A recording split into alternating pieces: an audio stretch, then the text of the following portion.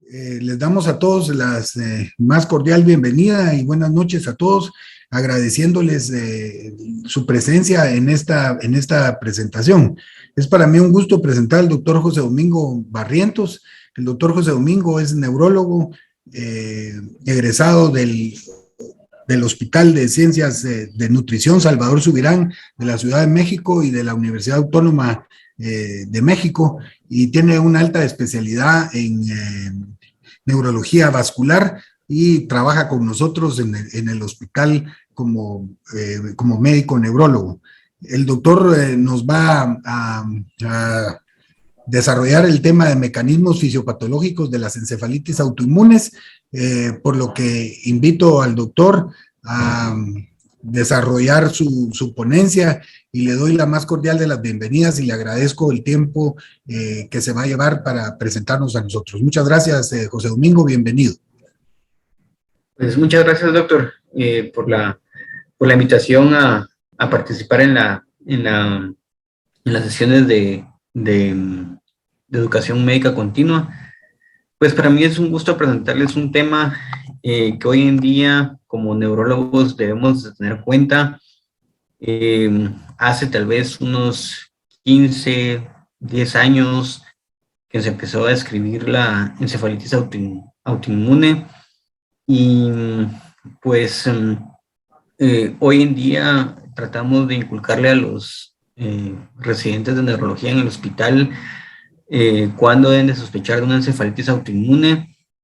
Hoy considero que la encefalitis autoinmune compite mucho con las encefalitis virales. De hecho, las encefalitis virales son un trigger para una encefalitis autoinmune, entonces hay que estar atentos a esta patología.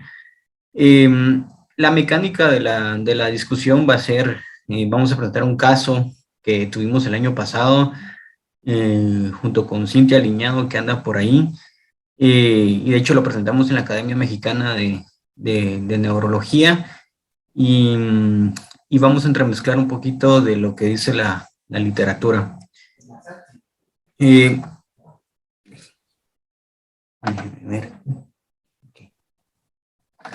Bueno, entonces este es un hombre de 29 años, es originario de la antigua Guatemala, es diestro, sin antecedentes de importancia. Básicamente llegó al hospital de la antigua por alteración de la conducta de 24 horas de evolución. Tal vez lo importante es que es un técnico de laboratorio que laboraba precisamente en el hospital. Y bueno, él se presenta con esta clínica. Él el 10 de marzo del 2021 se había vacunado con AstraZeneca. El 12 presenta cefalea frontal 8 de 10, irradiado hacia la región temporal del lado izquierdo. Utiliza AINES pero no mejora y empieza a presentar fiebre y sudoración nocturna. 4 días después de esta presentación presenta habla incoherente, se torna agresivo con conductas aberrantes. La mamá refiere de que empieza a tener episodios en los que ve que se quita la ropa y sale caminando de su habitación o luego se vuelve a poner doble ropa y finalmente se torna somnoliento y ingresa al hospital de la antigua.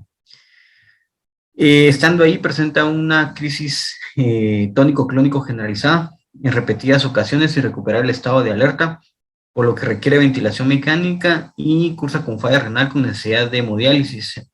Por no tener los recursos, lo refieren a nuestro hospital.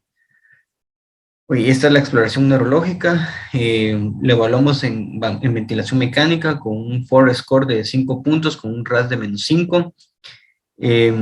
Pues básicamente estaba bajo efectos de sedación y pues tenía los reflejos de Taigo presentes, aunque las pupilas estaban no reactivas, pero tenían 1 milímetro de diámetro y estaban bajo efectos el paciente estaba bajo efectos de sedación. Esta es la de fuerza y sensibilidad, o sea, el dolor retira las 4 extremidades, un poco de atrofia, hipotonía, estaba hiperrefléctico de las 4 extremidades con una respuesta plantar extensora bilateral. Y las demás funciones neurológicas pues no eran evaluables, principalmente el cerebelo. No tenía movimientos anormales en ese momento, los reflejos atávicos estaban ausentes y tenía signos meningios ausentes. Uy, entonces, ¿qué son las encefalitis autoinmunes? Bueno, hoy en día, como les decía anteriormente, un paciente que se presenta con fiebre, conductas aberrantes, alteraciones conductuales, eh, que son como las características de esta enfermedad, uno debe sospechar de la encefalitis autoinmune. Yo diría que la psicosis aguda también es uno de los síntomas principales, como lo veremos más adelante. Entonces uno debería sospechar en estos pacientes alteraciones conductuales, conductas aberrantes, psicosis aguda. Debería ser uno de los diagnósticos diferenciales a tomar en cuenta en estos pacientes. Y hoy en día la encefalitis autoinmune compite con las encefalitis virales. De hecho, anteriormente, cuando no teníamos estos paneles de meningitis y creíamos que el paciente tenía una encefalitis viral, pues lo que hacíamos era iniciar tratamiento inmediatamente con aciclovir. Eh, y pues hoy en día podemos discriminar muy bien esta enfermedad porque ya también tenemos paneles de encefalitis autoinmune que nos evalúa una serie de anticuerpos que debemos de pedir cuando sospechamos esta enfermedad. Entonces, básicamente las encefalitis autoinmunes son un grupo de trastornos inflamatorios no infecciosos que están inmunomediados del parénquima cerebral. Generalmente su presentación es subaguda o aguda, de una duración de menos de 3 meses, y uno debe discriminar entre anticuerpos contra antígenos que van hacia adentro de la célula o anticuerpos que van contra antígenos de superficie.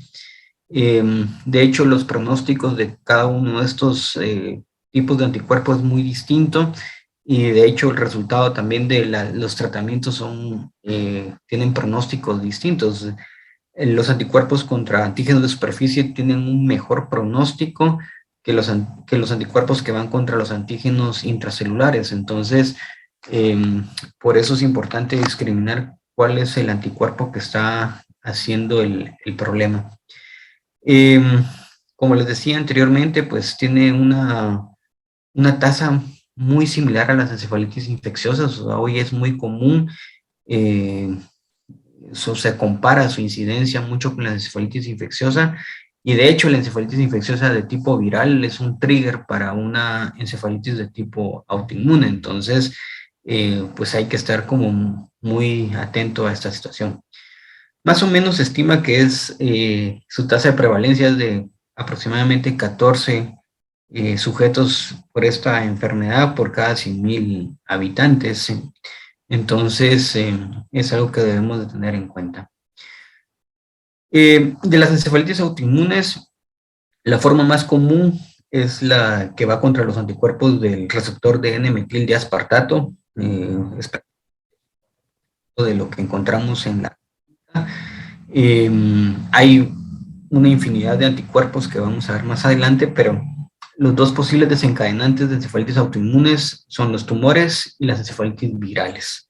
Generalmente, cuando nosotros tenemos una mujer entre los 20 y los 50 años con una encefalitis autoinmune, y encontramos este anticuerpo, el primer tumor que tenemos que ir a buscar es teratoma de ovario. ¿Sí? Eso debe de quedar como muy grabado, de que uno de los anticuerpos que uno uno de los tumores que uno debe pedir, o debe de ir a buscar, perdón, es que las mujeres en edad fértil que tienen este anticuerpo, uno debería de ir a buscar teratoma ovárico, ¿sí? El herpes simple tipo 1 es un desencadenante de encefalitis autoinmune. ¿Y cuándo debemos de sospechar de que un paciente que tuvo una encefalitis viral posteriormente va a desarrollar una encefalitis autoinmune? Son aquellos pacientes que no mejoran con el tratamiento con aciclovir y nos empiezan a hacer trastornos del movimiento como distonías oromandibulares, estados epilépticos súper refractarios, o pacientes que nos empiezan a hacer disautonomías. En esos casos uno debería de pensar, este paciente probablemente sí tuvo una encefalitis viral y ahora me está haciendo una encefalitis autoinmune. Entonces, esas son las los datos de alarma que uno debe tener en cuenta en estas situaciones. Oye, este paciente nos llega con una hemoglobina de 9.4, plaquetas en 141,000, una BS en 58, una creatinina en 1.08 con una deshidrogenasa láctica en 449. Realmente lo demás no es nada relevante para el caso. Pues llevaba sonda puesta, tiene un leucocitos en 25, perdón, proteínas 75, y pues nada relevante para lo que estamos viendo. Unos tiempos de coagulación bastante bien. VIH negativo, una prueba de hisopado nasofaringeo para coronavirus que estaba negativo en ese entonces. Se le hizo una primera punción lumbar realizada el 27 de marzo del 2021. Pues es un líquido prácticamente, pues yo diría normal en ese entonces. Y bueno, nos sale este panel de meningitis. Las PCR sale positiva para herpes simple tipo 1. Y bueno, ya el paciente tenía aciclovir porque la sospecha inicial era una encefalitis por herpes simple. Y bueno, esta es la primera tomografía. Nos la reportaron como normal, pero cuando uno la ve, llama la atención que en la parte cortical, ¿sí?, del lóbulo temporal del lado izquierdo, en la secuencia FLAIR, se ve hiperintensa. Son hallazgos que nosotros vimos ya en retrospectiva cuando tuvimos el caso, pero pues ya se logra ver una hiperintensidad a nivel del lóbulo temporal del lado izquierdo en su parte cortical en esta región, y esto es muy característico de pensar en una encefalitis viral inicialmente, ¿sí? ¿Qué pasa después? Aproximadamente unos 20 días después, el paciente estaba intubado, lo despertamos y nos empieza a hacer convulsiones, empieza a hacer mioclonías, nos hace una distonía oromandibular, y empieza a tener datos de picos hipertensivos y se nos hipotensa. Y entonces ahí pensamos, bueno, este paciente ha estado ventilado mucho tiempo, lo despertamos y nos empieza a hacer todo este tipo de trastornos del movimiento, además de disautonomías. Y bueno, lo primero que pensamos, tenemos una prueba de encefalitis o una prueba de herpes simple tipo 1 positiva, y hoy nos está haciendo una encefalitis autoinmune. Ok, esta es la resonancia magnética, ¿sí?, del día 20 de abril del 2021, y ahora vemos un patrón distinto al que vemos, al que habíamos visto anteriormente. Entonces, hoy tenemos afección tanto de la parte cortical como subcortical de ambos lóbulos temporales, con predominio probablemente de la región cortical. También hay hiperintensidades en el giro recto, en la parte del lóbulo orbitofrontal. Vemos estas hiperintensidades a nivel del cíngulo, ¿sí?, y esto a nivel del hipocampo del lado izquierdo. Entonces, es una diseminación de las lesiones que habíamos encontrado anteriormente, y pues esto nos confirma más la presencia de que el paciente está cursando con encefalitis autoinmune.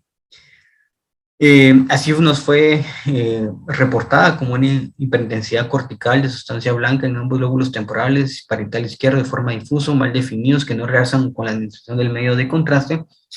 Pero yo creo que es más un problema de región del lóbulo temporal, más de la región del lóbulo orbitofrontal en su giro recto y del cíngulo, que esto es muy característico de las encefalitis autoinmunes, afectar estas regiones. Y bueno, ¿cómo uno clasifica o cuál es una clasificación que uno propone para las encefalitis autoinmunes?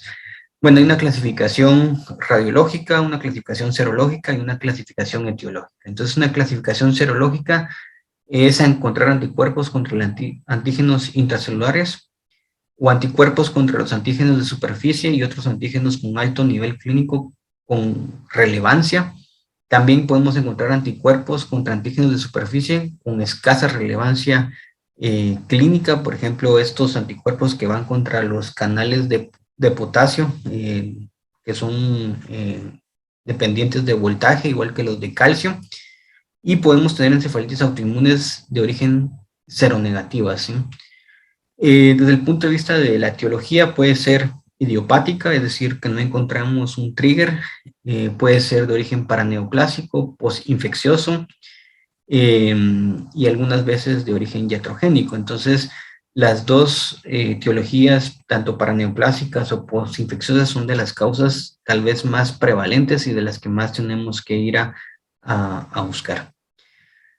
Por una clasificación anatómica, tal vez el patrón A, la encefalitis límbica, tal vez es el prototipo y el que nos hace el diagnóstico sin tener anticuerpos, ¿sí? Esto es bien importante. La encefalitis límbica es muy característica. Es esta afección a nivel de la región mesial del lóbulo temporal de manera bilateral. Esto lo vemos mucho en circunstancias paraneoplásicas. Los principales tumores que hacen esto es mama y pulmón. Entonces, cuando veamos estas lesiones en resonancia magnética, principalmente en FLAIR, que son ambas partes de la parte mesial de los lóbulos temporales, esto prácticamente es diagnóstico de una encefalitis límbica y se debe tratar como tal. Tenemos un patrón que es muy parecido al de nuestro paciente, que es esta afección córtico-subcortical bilateral en ambos lóbulos temporales, que también uno debería de sospechar de una encefalitis autoinmune cuando tengamos este patrón, un patrón de la región estriatal. Esto nos va a dar mucho trastorno del movimiento, un patrón de tipo diencefálico, que esto casi no lo vemos, al igual que las del tronco o las del tallo cerebral. También puede haber un patrón de tipo de meningitis, ¿sí? Entonces, de la región de las meninges. Entonces, esos son como los patrones que uno puede encontrar en una encefalitis autoinmune. Realmente el tipo A y el tipo B tal vez son los más característicos, y de ese, el tipo A es casi patognomónico de una encefalitis límbica y que uno debe sospechar en un paciente por arriba de 60 años de que está teniendo un tumor satélite, ¿verdad? Mama, pulmón, y deberíamos de buscarlo como tal. Pues este paciente se le hace un electroencefalograma. Realmente es un electroencefalograma lento, difuso, con algunos artefactos por ahí. Así fue reportado con un ritmo de base desorganizado, integrado por actividad alfa, teta, ocasionalmente delta de muy bajo voltaje. Y pues aquí nos lo indican como uso de medicamentos o un proceso encefalopático. Es más un proceso orgánico que más que el uso de medicamentos, porque para esto entonces... y bueno, le volvimos a repetir una punción lumbar. ¿Qué es lo que llama la atención ahora? Es que tiene 42 leucos por milímetro cúbico.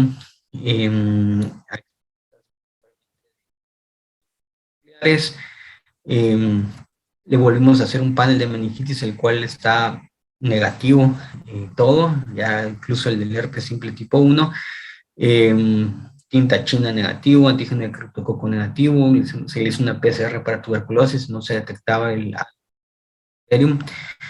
Y bueno, le mandamos a hacer un panel de encefalitis autoinmune, y estos son los que tenemos disponibilidad actualmente en Guatemala, y pues salió positivo para anticuerpos contra el receptor de N-metil de aspartato, tanto en suero como en líquido cefalorraquídeo. Entonces, hoy en día no es conveniente pedir solo un anticuerpo. Hoy los kits que hacen eso traen todo el panel, porque realmente muchas de estas se entremezclan. Entonces, no es conveniente solo pedir un anticuerpo. Hoy el kit ya trae para prácticamente todos estos anticuerpos que ustedes ven aquí. Cada uno de esos anticuerpos da una clínica distinta, pero a veces se entremezclan los síntomas y los signos. Entonces, Este es el espectro clínico, tanto de manera de anticuerpos como el espectro clínico. Y pues la más común, el 50% de todas estas que ven ustedes aquí, es contra el receptor de N-metil de aspartato, y generalmente se presenta como convulsiones o distonías oromandibulares y convulsiones. Uno debe sospechar también de una encefalitis autoinmune cuando tiene estos pacientes con un estado epiléptico súper refractario de nueva aparición, que es lo que se conoce como NORS en inglés. Y uno debe pensar también en esos pacientes como que tengan una encefalitis autoinmune. De hecho, hoy los protocolos de epilepsia o de estado epiléptico ya incluyen dentro de sus protocolos de tratamiento plasmaféresis e inmunoglobulinas, pensando precisamente en una encefalitis autoinmune. Entonces, los anticuerpos anti-NMDA son los más frecuentes. Uno debería pensar en una mujer en edad fértil, en buscar teratoma, que se presenta más o menos en el 58% de los casos cuando uno tiene una encefalitis autoinmune. Y hay otras que son muy características, por ejemplo, estos anticuerpos contra LGI1, que tal vez lo más característico es de tener estas convulsiones distónicas faciobraquiales, y también se caracteriza por tener hiponatremia. Entonces, son características como tal vez muy clásicas que tiene esta encefalitis autoinmune. De ahí, de los clásicos que tenemos, o de los síndromes clásicos, es el síndrome de la persona rígida, que los anticuerpos que aquí vamos a encontrar son los anti-GAD, generalmente asociados a timoma, a cáncer de pulmón o a mama incluso. Pero vean, es un espectro muy amplio, ¿sí? Muy amplio, que nos pueden dar todos los anticuerpos. Entonces, pues a veces es muy difícil solo escoger que nos hagan un anticuerpo, o es más fácil que nos hagan todo el panel. En frecuencia, vean cómo se presentan en frecuencia estas encefalitis autoinmunes. Pues como había mencionado, contra el receptor de N-metil-aspartato es el más común, es lo que más vemos en la clínica. Y no olvidar que casi siempre es de personas jóvenes, mujeres, es de presentación muy aguda, tienen una presentación mixta, muy psiquiátrico el cuadro, mujeres que tienen una semana de estar bien y de repente se ponen con psicosis, con ideas incluso suicidas. Tenemos un paciente en el San Juan ahorita que su forma de presentación fue suicidarse.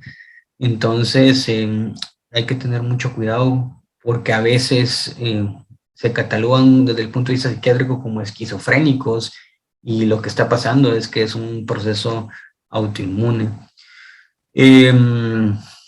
Disautonomías, esto es bien importante. Y pues así, vean, de las menos frecuentes son las demás. El antimog, que hoy está muy, muy de moda en pacientes con neuritis óptica y jóvenes, y que se puede presentar como un ADEM, incluso como esclerosis múltiple. Entonces hay que tener mucho cuidado. Ok, ¿cuál es el síndrome clínico de una encefalitis autoinmune por receptores o anticuerpos contra el receptor de N-metil-aspartato? Pues casi siempre los pacientes tienen un pródromo viral que se presenta una semana previa, yo diría que incluso hasta 2-3 semanas antes, y posteriormente presentan síntomas psiquiátricos, alucinaciones, agitación, manía, catatonia, insomnio. Esto es muy frecuente encontrarlo, incluso pacientes con ideas suicidas. Entonces hay que tener mucho, mucho cuidado. Y esto se presenta casi siempre el pródromo unas 2-3 semanas antes, y después ya vienen las complicaciones neurológicas, principalmente mucho trastorno del movimiento, principalmente distonías, las convulsiones. Y lo que más encontramos nosotros en el hospital es que los pacientes hacen falla ventilatoria, y se nos complican mucho porque llegan a tener infecciones de cuidado crítico, y sacarlos de ahí es lo que a veces prolonga la estancia, ¿no? Y bueno, finalmente, quedan algunas secuelas como problemas cognitivos, impulsividad, desinhibición y anormalidades del trastorno o anormalidades del sueño, ¿sí? Entonces, en esta etapa es cuando uno los tiene que tratar para que no queden tantas secuelas. Ya veremos más adelante cuál es el tratamiento que se utiliza para estos pacientes, pero en esta etapa donde presentan los síntomas psiquiátricos y neurológicos es cuando uno debe de actuar. Uy, entonces, es la más prevalente que cualquier otra forma viral. Hoy pareciera ser que compiten mucho en cuanto a prevalencia, incluso probablemente le gane un poquito la encefalitis autoinmune. El 81% son mujeres y generalmente jóvenes, menos de 18 años, es una buena proporción. Pero vean, menos de 45 años se engloba la mayor parte de los pacientes, hasta un 95%. El 50% de los pacientes presentan síntomas prodrómicos y esto que me gustaría que quedara es los síntomas psiquiátricos y anomalías del comportamiento. Sí, aquellos pacientes que tenían un estado psiquiátrico muy bien, pero súbitamente comienzan con problemas psiquiátricos, uno debería sospechar en encefalitis autoinmune. Vean el teratoma ovárico, según las series, hasta el 50% de los casos, pero mujeres en edad fértil uno debería de buscar teratoma ovárico porque el tratamiento va enfocado a resecar el tumor y no tanto a las terapias que vamos a presentar más adelante. El diagnóstico se hace por resonancia magnética, por líquido cefalorraquídeo, los anticuerpos y el electroencefalograma nos ayudan para esto, ¿sí? Las encefalitis autoinmunes pueden presentar múltiples trastornos del movimiento. Tal vez de las que más encontramos son la distonía, ¿sí? La distonía es de los trastornos del movimiento más frecuentes. En Corea en algunas veces, pero la catatonia también es muy frecuente verla, pero sí un paciente que comienza joven que comienza con un trastorno del movimiento más un síntoma psiquiátrico, uno debería de pensar en encefalitis autoinmune. ¿Qué hicimos con este paciente? A pesar que no teníamos los anticuerpos para ese entonces, con esta clínica que al despertar nos empieza con convulsiones, con trastornos del movimiento y con disautonomías, pues iniciamos bolos de metilprednisolona, 1 gramo por 5 días. Casi siempre son resistentes a los bolos de metil y prácticamente nosotros vamos pensando ya en plasmaféresis, sabemos que no va a mejorar significativamente. Le empezamos a dar plasmaféresis, tuvo un recambio nada más, lo suspendimos porque tiene datos de sepsis, y entonces la plasmaféresis se nos complica porque pues, podemos provocar una endocarditis y esto es un poco más complicado, entonces suspendimos la plasmaféresis. El día 26 inicia con inmunoglobulinas a 0.4 miligramos por kilo al día por 5 días y estaba con estos fármacos antiepilépticos, 3 gramos al día de levetiracetam y 2.500 miligramos al día de ácido valproico. Entonces, ¿cómo hacemos el diagnóstico probable de encefalitis autoinmune de tipo anti-NMDA? Básicamente, el diagnóstico se realiza cuando se cumplen 3 de los siguientes criterios: comportamiento anormal, disfunción del habla, convulsiones, trastornos del movimiento, disminución del nivel de conciencia, disfunción autónoma o hipoventilación central. Con 3 de estos ya vamos pensando en encefalitis, al menos de uno de los siguientes resultados de estudios de laboratorio: un electroencefalograma normal, líquido cefalorraquídeo con pleocitosis o bandas oligoclonales, y que hayamos excluido otros diagnósticos, ¿sí? Y por ejemplo, tener teratoma sistémico, pues, o teratoma ovárico ya nos hace el diagnóstico prácticamente de encefalitis autoinmune. Entonces, y pedir los anticuerpos, ¿sí? O sea, pedir los anticuerpos hace el diagnóstico definitivo. ¿Qué pasa con el electroencefalograma? Pues el electroencefalograma podemos hallar o podemos encontrar varios hallazgos sugestivos de encefalitis autoinmune. Uno de los que más frecuentemente encontramos son enlentecimientos focales, patrones de convulsiones o descargas periódicas lateralizadas, que esto también lo encontramos en encefalitis por virales. Y este patrón, que no es muy frecuente encontrarlo, pero es casi patognomónico de la encefalitis autoinmune, es el delta Grosch. Básicamente es una onda delta, pero que tiene estos cepillos en la cúspide de la onda, y eso nos hace diagnóstico de prácticamente encefalitis autoinmune. Es patognomónico encontrarlo en esta patología. No lo encontramos frecuentemente, pero cuando lo encontramos nos hace diagnóstico de la enfermedad. Ok, encefalitis por virus del herpes simple es tal vez de lo más frecuente que encontramos asociado a esto. Y bueno, las PCR son muy sensibles para esto, y generalmente es una enfermedad monofásica, pero vean, se entremezcla incluso con la encefalitis autoinmune, y por eso es que a veces iniciamos tratamiento con aciclovir, pero uno debe ir sospechando también de encefalitis autoinmune, ¿sí? Estos son los patrones clásicos de una encefalitis por herpes simple. Vean, es en la parte cortical del lóbulo temporal, casi siempre es unilateral, y hay que dudar mucho del diagnóstico cuando es bilateral.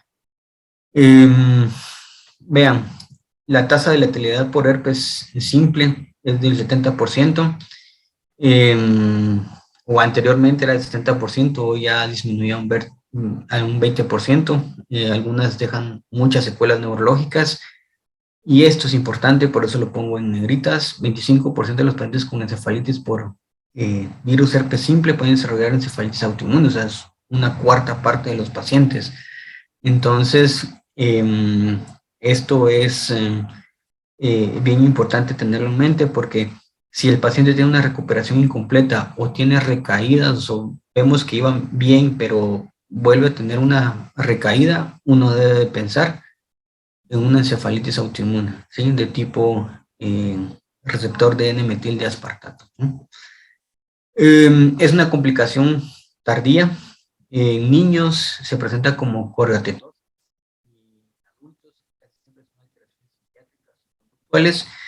y generalmente va contra la porción del glutamato, en la parte del receptor N1 del glutamato, y ese es como el anticuerpo que andamos buscando, ¿sí? Casi no presentan captación del medio de contraste,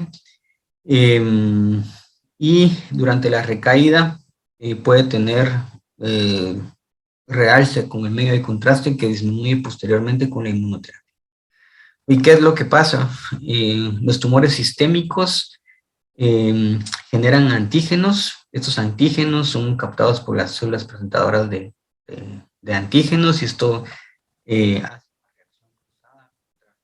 hace a nivel cerebral, y son los que nos dan el problema de la encefalitis autoinmune. Y el herpes simple, pues básicamente es lo mismo. La neurona dañada libera estos antígenos que vienen ¿cómo se llama? Tanto propiamente del virus como de la neurona, y esto hace un trigger para que el sistema inmune genera una inmunidad cruzada. Pues básicamente esto es como la fisiopatología, dependiendo qué anticuerpo. En este caso, los anticuerpos contra el receptor de N-metil de aspartato van contra este receptor, y básicamente se internalizan, y entonces empiezan todas las disfunciones neurológicas que encontramos para los diferentes anticuerpos que tenemos disponibilidad hoy en día. ¿Y cuál es el tratamiento de primera línea? Pues inicialmente empezamos con corticosteroides a 1 gramo por día, por 5 días. Generalmente no es suficiente. Nosotros en el hospital tenemos disponibilidad de inmunoglobulinas y plasmaféresis, entonces casi siempre el tercer día, cuando vemos que no hay una recuperación o lo que esperamos de recuperación, les vamos poniendo de una vez inmunoglobulinas o plasmaféresis. Es más fácil poner inmunoglobulinas, hay que tener cuidado porque las inmunoglobulinas, sus efectos adversos principales es alergia si el paciente tiene deficiencia de IgA,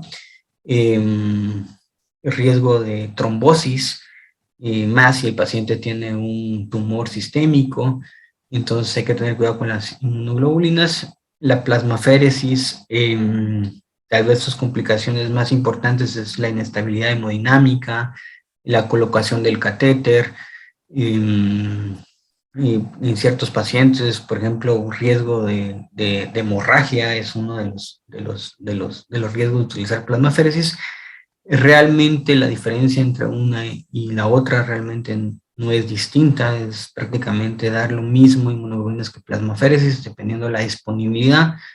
Las inmunoglobulinas son más caras que dar plasmaféresis, entonces tienen muchos pros y contras cada una de estas inmunoterapias. Y posteriormente damos una terapia de segunda línea. Casi siempre a nuestros pacientes en el San Juan de Dios les damos una terapia de segunda línea porque a veces no resolvemos todos los síntomas con inmunoglobulinas o plasmaféresis. Generalmente les dejamos ciclofosfamida, les damos un gramo mensualmente, y después cuando vemos que el paciente va mejorando o ya sus secuelas neurológicas han mejorado, pues a veces los trasladamos a rituximab. Eso es lo que hacemos nosotros, pero generalmente les damos ciclofosfamida. Ciclofosfamida nos da una respuesta inmunológica más rápida que dar rituximab. Entonces eso es lo que hacemos, aunque la ciclofosfamida hay que tener mucho cuidado porque uno de sus efectos adversos es la cistitis hemorrágica, la esterilidad, ¿no? Afecta mucho esta parte, pero bueno, esto es lo que nosotros hacemos. Entonces, como en resumen, yo diría que uno debe sospechar de una encefalitis autoinmune en 3 circunstancias: convulsiones que son de nueva aparición, pacientes que entran en un estado de un refractario, es sospechar una encefalitis autoinmune. La otra es mucho trastorno psiquiátrico, ¿sí? Pacientes que estaban, personas que estaban muy bien y que de repente empiezan con psicosis aguda. Hoy en día deberían sospechar una encefalitis autoinmune. Y trastornos del movimiento, ¿sí? Principalmente distonía, catatonia, son de los síntomas que uno debería sospechar en encefalitis autoinmune. Entonces, el primer paso debería ser hacer una resonancia magnética con y sin medio de contraste. Definitivamente hacer un electroencefalograma. Posteriormente, confirmar una etiología inflamatoria y descartar posibilidades principalmente infecciosas. Y posteriormente, bueno, y esto lo hacemos con una punción lumbar, solicitamos los anticuerpos para encefalitis autoinmune. También los podemos pedir ¿cómo se llama? En sangre. Y definitivamente tenemos que buscar una neoplasia asociada. Bueno, entonces yo diría que en resumen es esto para hacer un diagnóstico de una encefalitis autoinmune, y con esto yo concluyo. No sé si tienen alguna pregunta.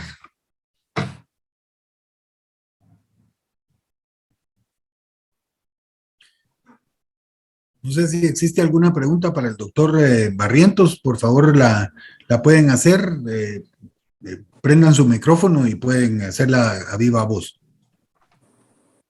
Buenas noches, doctor Barrientos. De salud, el doctor Bran.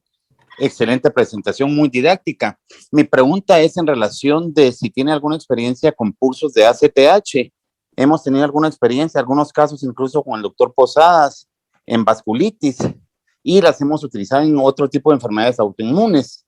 Entonces, para ver si alguna experiencia con esto, doctor, muchas gracias. Muchas gracias, doctor Bran. Sé que estoy leyendo su pregunta. Realmente, experiencia realmente con ACTH no la hemos tenido. Prácticamente todo es con metilprednisolona, doctor, pero experiencia con ACTH no, le soy sincero, no la hemos tenido. Muchas gracias.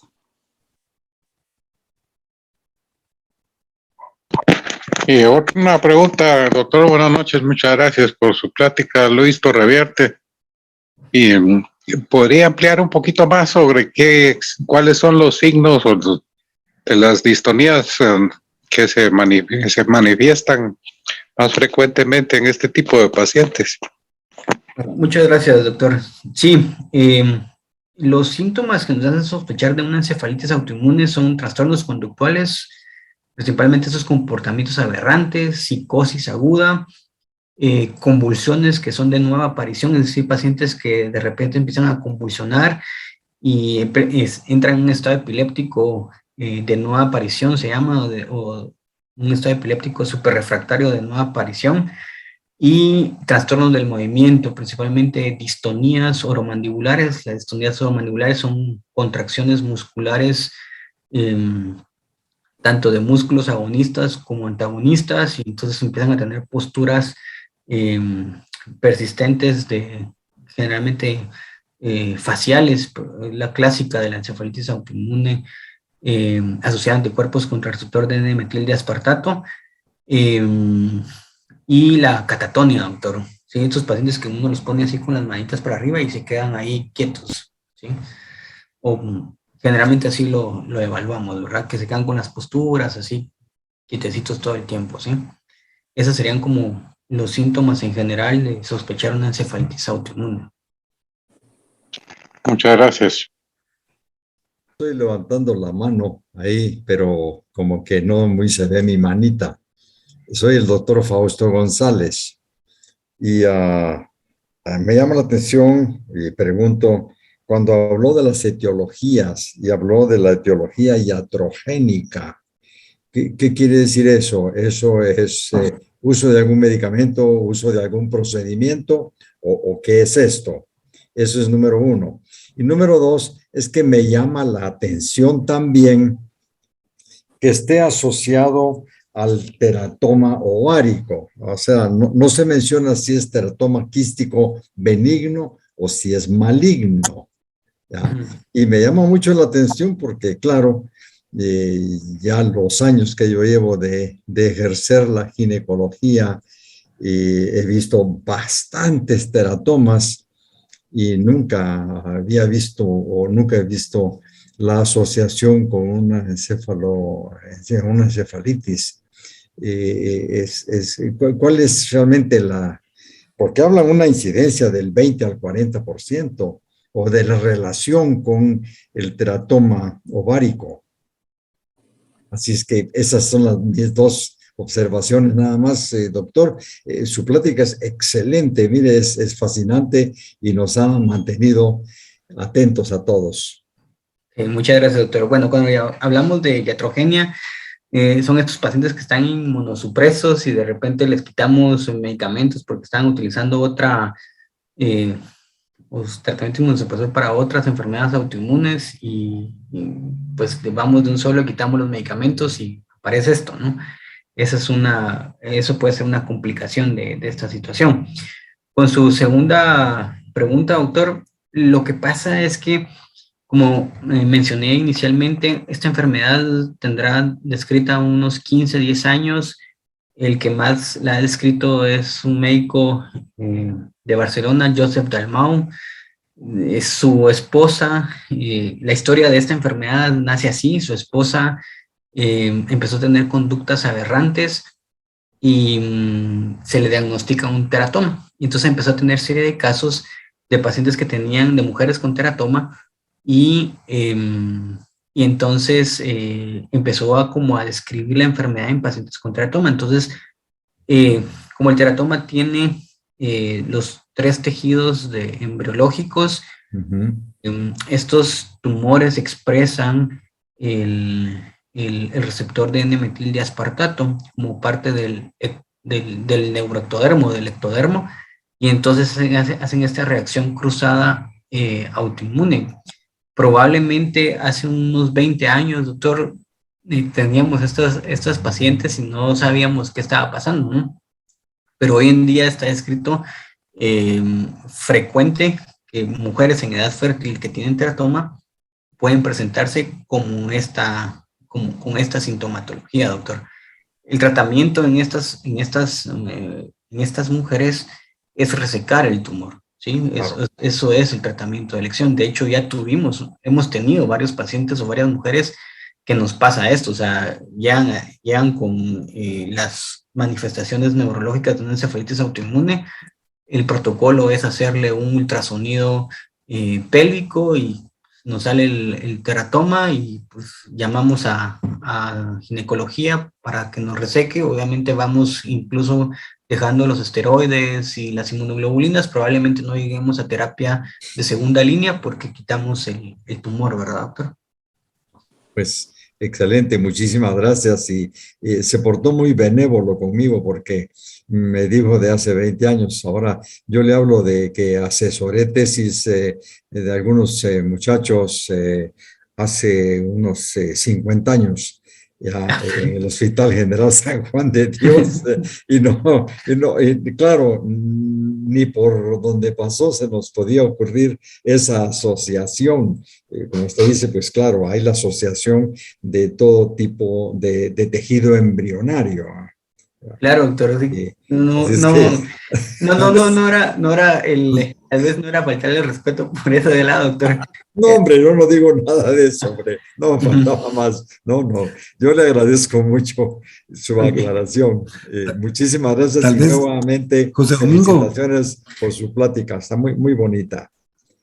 José Domingo, tal vez una de las explicaciones que tal vez el doctor Fausto González pues no había visto muchos de estas encefalitis, pues es primero porque antes no se diagnosticaban mucho, pero segundo, la otra situación es que muchas veces debutan estas pacientes con la encefalitis sin saber que tienen el teratoma y entonces eso hace que inmediatamente uno vaya a buscar el teratoma y tal vez pues entonces ya entra en ginecología, pero en el tiempo del doctor rápido hacían el diagnóstico y probablemente pues no había ningún tipo de alteración, pero usualmente ellas debutan con la encefalitis y de ahí se les hace el diagnóstico.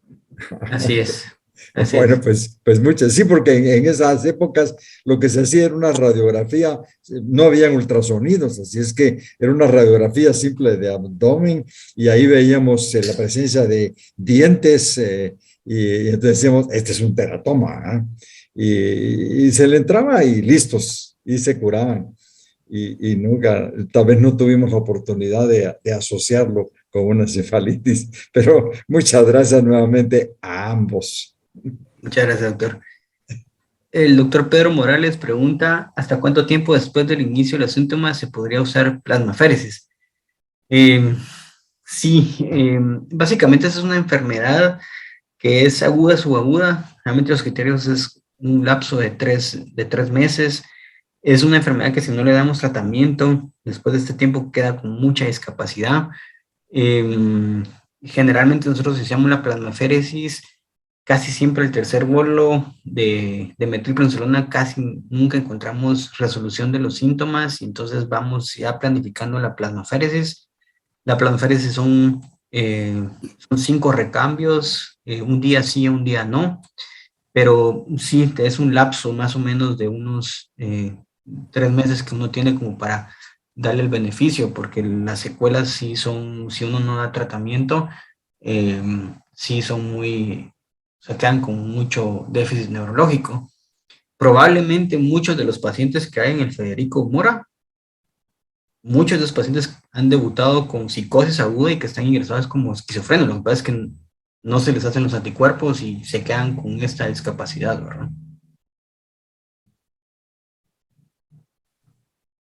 Así es, doctor. Muchísimas gracias ahí por la respuesta. Y sí, cabal, por eso era la duda que tenía, porque algunos pacientes que ya pues inician con los síntomas como un año antes, ¿verdad? Cuando pues nos consultan con nosotros, ¿verdad? Y cuando sospechamos ahí de una encefalitis autoinmune, por eso era la pregunta, ¿verdad? En esos casos sí sería de una vez, si no responden con el metil, pensar en ciclofosfamida, doctor, o digamos que si los síntomas iniciaron hace 1 o 2 años, por decir algo. Eh, sí, o sea, aquí realmente cuando ya un año después, realmente el beneficio de dar tratamiento realmente no es, no, ya no es beneficioso, pues, o sea, ya dejó secuelas, pues. Ah, muy bien. Gracias, doctor.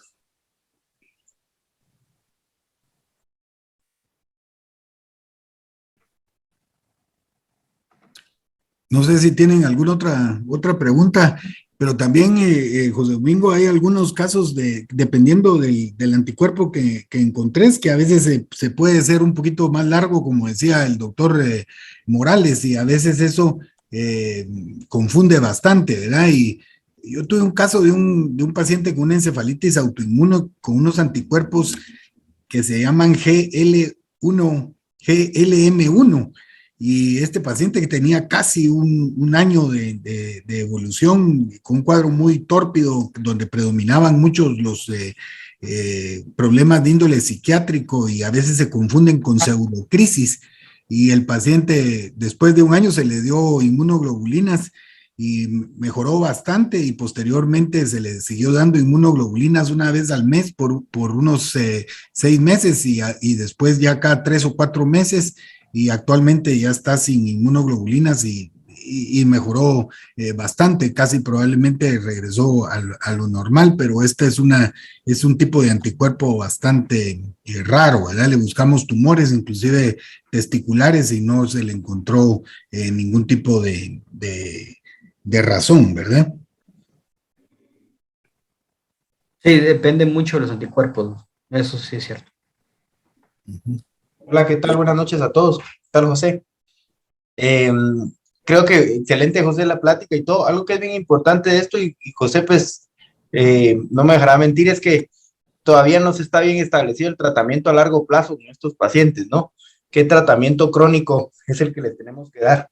Y muchas veces, como siempre, tienen cierta relación los paraneos y los no paraneoplásicos, pues recordar que se les debe dar seguimiento por 4 años, pero esa es una de las controversias que hay en estos casos, ¿no? El seguimiento a largo plazo, cuánto tiempo los vamos a dejar con los supresores, cuánto tiempo los vamos a dejar con ahorradores de esteroides, todavía no está bien establecido, ¿verdad? No sé si tenés algo ahí de eso, José, pero pues yo hace poco revisé el tema y pues realmente no se ha establecido el tiempo de evolución o el tiempo de manejo crónico de estos pacientes, ¿verdad? Sí, no hay nada establecido de cuánto tiempo hay que darles terapia de segunda línea, cuándo quitárselos, cuándo es un idiopático ya quitárselo. Eso es algo que no está establecido todavía.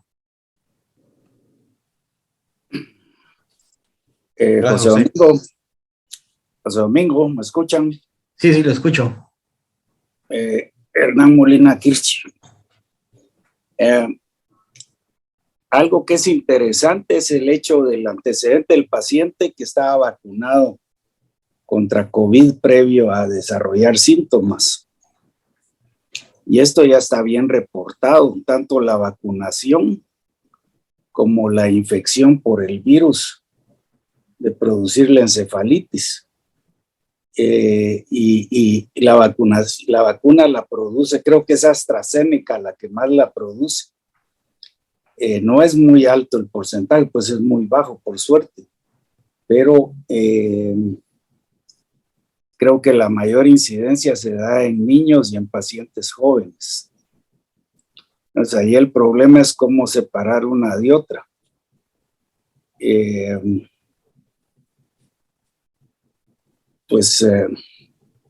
De ahí, muy bonita la plática, te felicito. Gracias, doctor. Sí, doctor, hay casos reportados por uso de vacuna o propiamente por el virus, ¿verdad? Como un trigger, más o menos como la encefalitis por herpes virus, ¿no? Sí hay casos reportados por esta situación. Yo soy Carlos Berganza, psiquiatría, doctor Barrientos. Considerando que la vacunación en este paciente se había dado solamente 2 días antes de la sintomatología, ¿podría uno argumentar que la vacuna tiene algo que ver aquí en esto? Fíjese, doctor, que sí, lo pusimos como un dato interesante. Creo que al final era como un confusor también, pero encontramos, sí está muy claro que encontramos en un panel de meningitis una PCR para virus herpes simple tipo 1 y posteriormente nos hizo la encefalitis autoinmune. Entonces, no sé si la vacuna en este caso fue un confusor nada más, doctor, pero sí lo tuvimos en cuenta para esta situación. Fue 2 semanas antes, ¿verdad? Sí, la vacuna fue colocada el 10 de marzo, él empieza con síntomas el clínicos el 12, fiebre, alteraciones de la conducta, y cuando nosotros lo despertamos, porque estuvo sedado por mucho tiempo por estado epiléptico, más o menos como el 16 de abril, que ya la sedación ya se había quitado, empieza con todas estas mioclonías, empieza con las distonías, vuelve a convulsionar y empieza a tener disautonomías. Entonces ahí fue donde, bueno, este paciente tiene una encefalitis autoinmune. Entonces ahí empezamos con los bolos de metil y después ya obtuvimos el resultado de los anticuerpos.